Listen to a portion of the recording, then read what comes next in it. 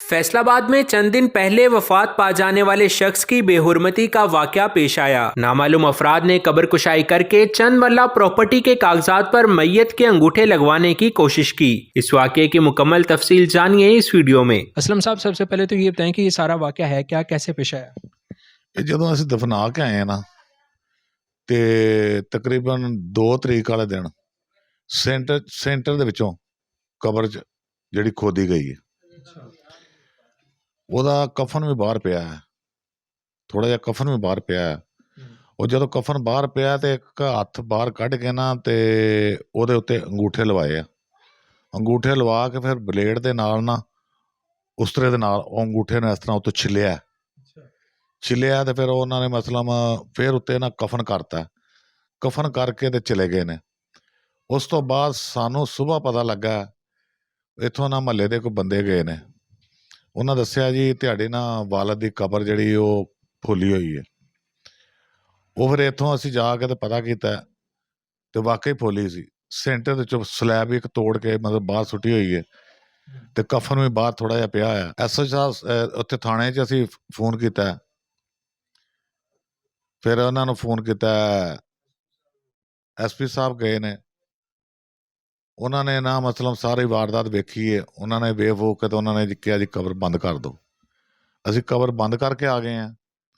ਉਸ ਤੋਂ ਬਾਅਦ ਇੱਕ ਦਿਹਾੜੀ ਗੁਜ਼ਰੀ ਹੈ, ਦੂਸਰੇ ਦਿਨ ਫਿਰ ਸਰਾਣੇ ਵੱਲੋਂ ਉਹ ਕਬਰ ਪੁੱਟੀ ਗਈ ਹੈ। ਜਦੋਂ ਸਰਾਣੇ ਵੱਲੋਂ ਪੁੱਟੀ ਗਈ ਹੈ ਤੇ ਫਿਰ ਉਹਦਾ ਮੂੰਹ ਨੰਗਾ ਹੋਇਆ, ਉਹ ਸਲੈਬ ਜਿਹੜੀ ਤੋੜ ਕੇ ਉਹਨੇ ਉਹ ਵੀ ਬਾਹਰ ਸੁੱਟੀ ਗਈ। ਉਸ ਤੋਂ ਬਾਅਦ ਫਿਰ ਅਸੀਂ ਇਹਨਾਂ ਨੂੰ ਇਤਲਾਹ ਦਿੱਤੀ ਥਾਣੇ ਵੱਲੋਂ, ਇਹ ਫਿਰ ਉੱਥੇ ਗਏ ਨੇ। ਉੱਥੇ ਜਿਹੜੇ ਲੋਕ ਸਨ ਨਾ ਬੈਠੇ ਹੋਏ ਬਾਹਰ ਖੋਖੇ ਤੇ, ਉੱਥੇ ਉਹ ਬੰਦਾ ਗਿਆ, ਉਹ ਕਹਿੰਦਾ ਯਾਰ ਮੈਨੂੰ ਬੇਲਚਾ ਚਾਹੀਦਾ, ਰੈਂਟ ਤੇ ਲੈਣ ਗਿਆ ਵੀ ਮੈਂ ਉੱਥੇ ਕਬਰ ਤੇ ਮਿੱਟੀ ਪਾਣੀ ਹੈ। ਉਹ ਬੰਦਿਆਂ ਨੇ ਦੇਖਿਆ ਘੰਟਾ ਡੇਢ ਘੰਟਾ ਉਹ ਬੰਦਾ ਨਹੀਂ ਆਇਆ ਬੇਲਚਾ ਲੈ ਕੇ।